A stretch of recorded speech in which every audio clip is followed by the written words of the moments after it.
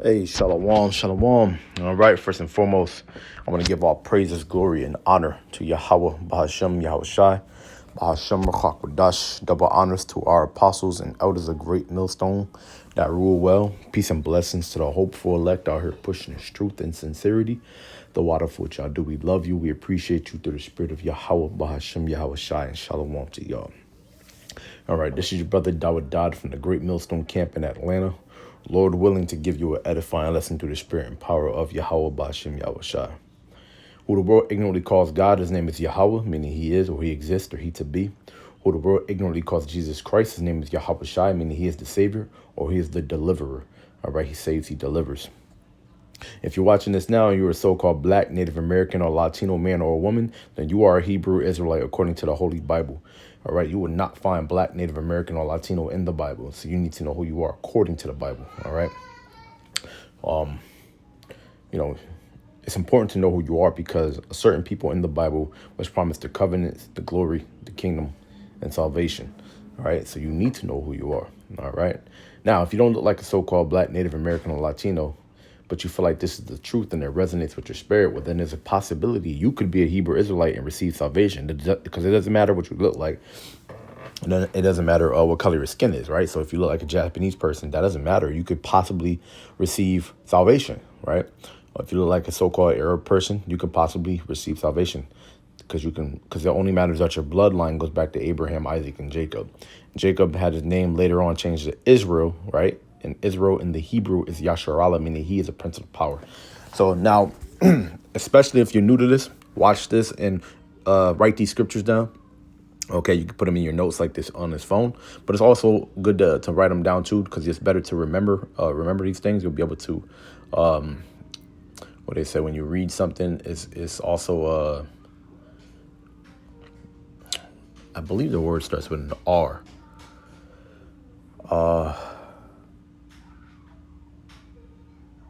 Retain. Now, Salakia, because I know that's not a hard word to remember, it's just my brain's a little foggy. I need to detox, I need to fast, I need to pray.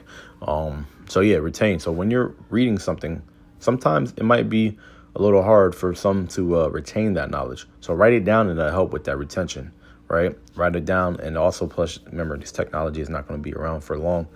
It's not going to be around forever. So, it's going to be best to have that stuff written down. So when what you call it, blackouts and EMPs, people say, and these types of things that's going to hit the major cities and parts of the country and whatnot, you'll have that on paper. You'll have to go back to, right, to reverence. So topic today is going to be on the third temple. And I'm just going to read I'm just going to read it just like this. I have the notes in front of me. We're going to go to the scriptures. We're going to read it together, and then we'll be able to break it down from there. All right, so the topic of the third temple. Now I have written out, it says 1 Corinthians 3:16. Know ye not that you are the temple of the Most High? Right, because why?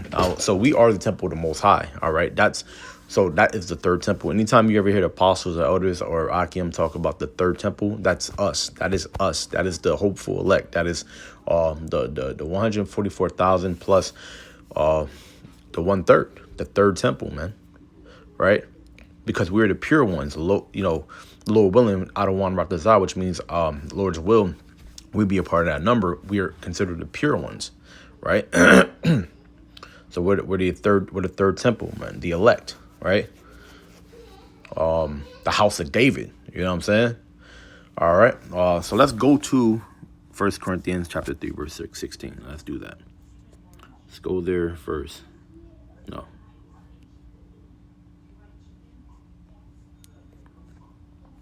What is the chapter? It says Foundations for Living. I wonder if we can read the whole thing. No, because we're just going to stick to the topic. So we read this, right? Know ye that ye are the temple of Yahweh, and that the spirit of the Heavenly Father dwelleth in you. If any man defile the temple of Yahweh, Him shall Yahweh destroy. Yahweh Bashim Yahweh Shai destroy, for the temple of Yahweh Bashim Yahweh Shai is holy, which temple ye are. So you are that third temple, right? Because remember, there was two temples built beforehand, right? And now it's a spiritual temple, right? So there's no longer a need for us to go into a temple and worship any longer, right? We have Yahweh Shai. That's where the doctrine that of the, not doctrine, but topic, no, topic, doctrine, same thing, of the 70 weeks. All right, the 70 weeks is, I feel like I should be using a different name for topic or doctrine, but that work, the 70 weeks, that goes into the temples, right? The temples being built, destroyed, built again, and Yahweh Shai coming into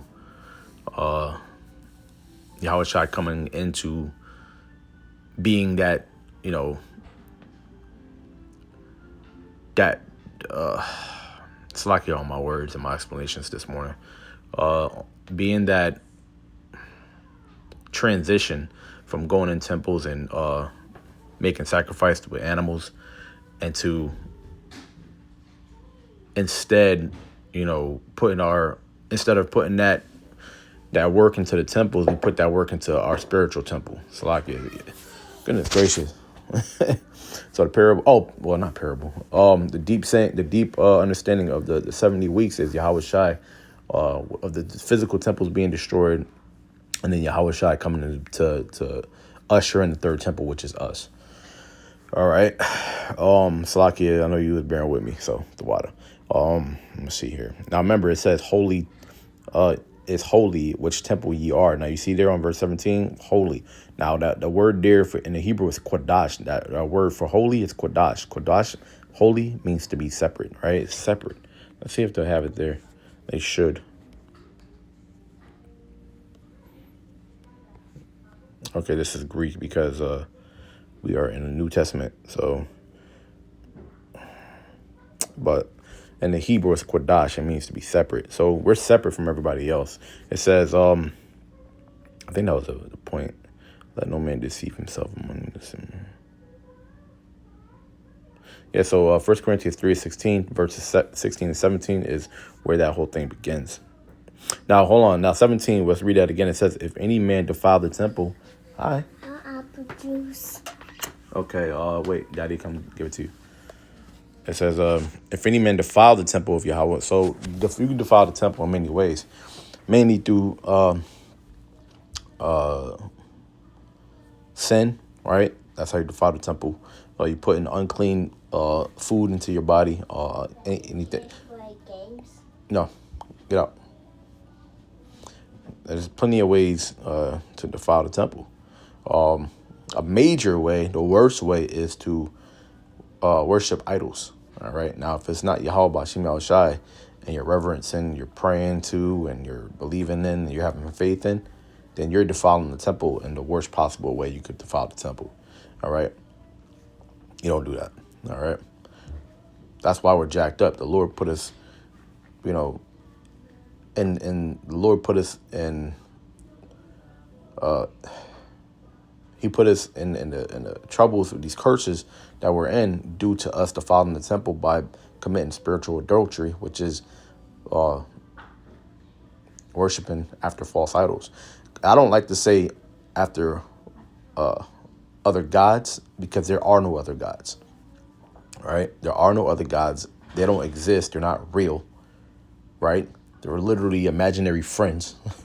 And they have, because the word God means power. All right. And they don't have any power. They don't exist. They're not real.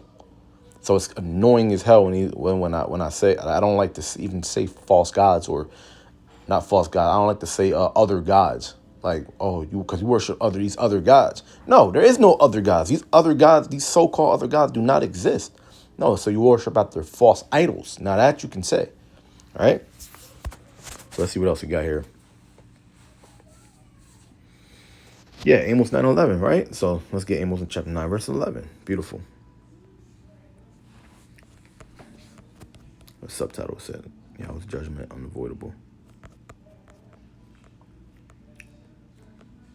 The restoration of Israel. It says, in that day will I rise up the tabernacle of David that is fallen and close up the breaches thereof. And I will raise up his ruins, and I will build it as in the days of old, that they may possess them in possess the remnant of Edom and of all the heathen which are called by name, said the Lord Yahweh Shai that doeth this. Hold on. It's more down, I believe.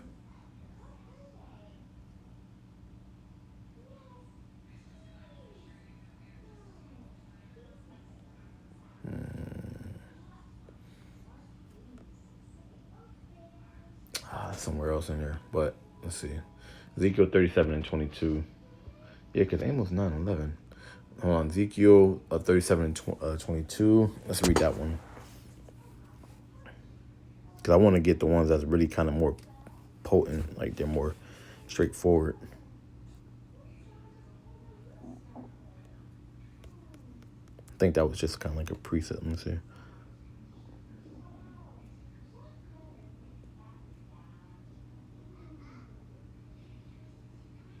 See, this is like what I was talking about earlier, actually. So let's read this. It says Ezekiel 37 and 22. It says, and I will make them one nation in a land upon the mountains of Israel, and one king shall be king to them all, and they shall be no more two nations, neither shall they be divided into two kingdoms at all, anymore at all.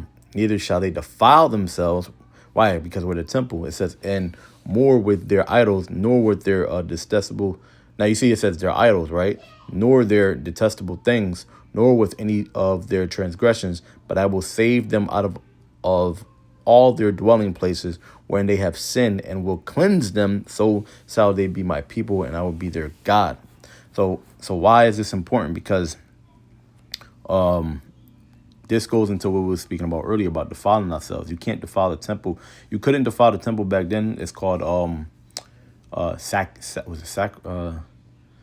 sacking the temple. Like you would when they would sack the temple, they would destroy it and steal from it, right? So you don't do that to your own body. You don't let your own temple be destroyed. You don't steal from your own body. Let's see.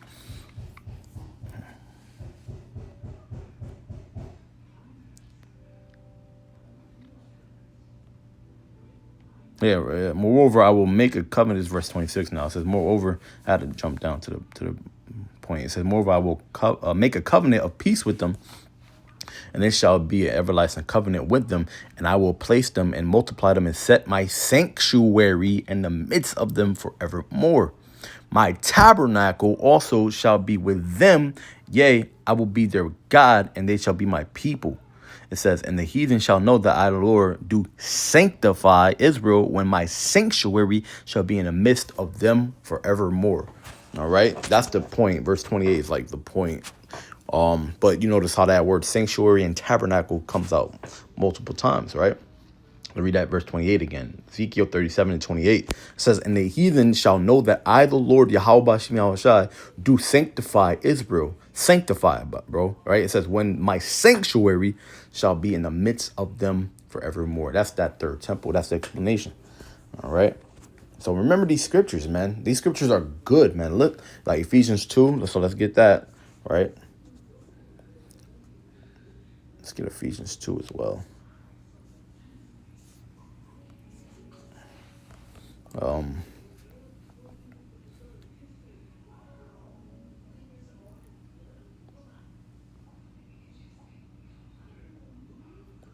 Ephesians 2, this is about the Gentiles. Let me see.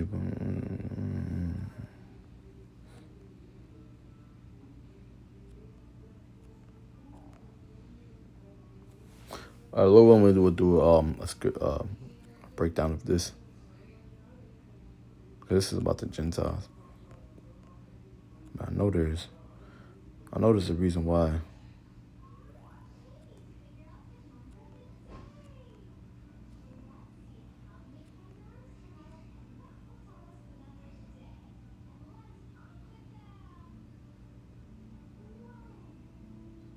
I think it's because of these few scriptures here. I need to do a whole chapter breakdown of this. So basically, it's talking about how, even though we're Gentiles, we came back. Same thing today. We came back from the being a Gentile, being a Hellenist, Hellenistic, to the the locations for which we were dispersed to, taking on the customs of those people, right? So-called Americans, right? We take on the customs of them.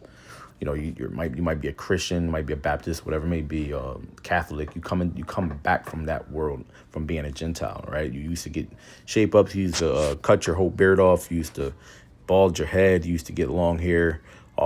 These are customs of America, right? Maybe you might have sinned a lot, you might have smoked weed and done drugs, or been gluttonous, or slept with another man's wife. But now you're Gentiles brought back, right? Being grafted back into where you're supposed to be be a part of that third temple, which is where he's going to build his foundation, his temple. That temple is going to be built through those men, right? Those men who were Gentiles, right? They have to be grafted back in first. It says, right. So verse 19, Ephesians 2:19 says, now, therefore, ye are no more strangers and foreigners, but fellow citizens with the saints in the household of Yahweh, the household, the temple. It says, and are built upon the foundation of the apostles and prophets, Yahweh Shai Mashiach himself being the chief cornerstone, in whom all the building fitly framed together groweth into a holy temple in the Lord. So we're one body, all right? One body has different parts to it. And we all are part of the small parts, big parts, small parts, medium-sized part, all whatever part. We're important parts, all right? We all fit into that temple, all right? That building of that temple, which is what we're doing now. We're building the temple as we speak.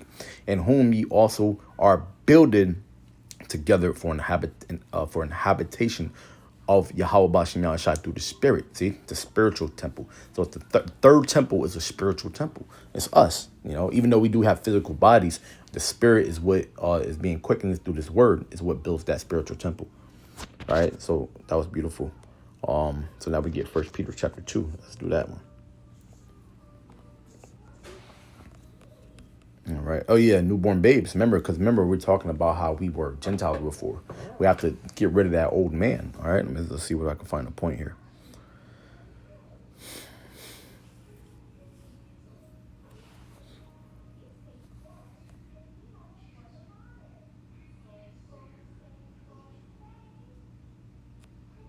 Right. Exactly. So verse 4.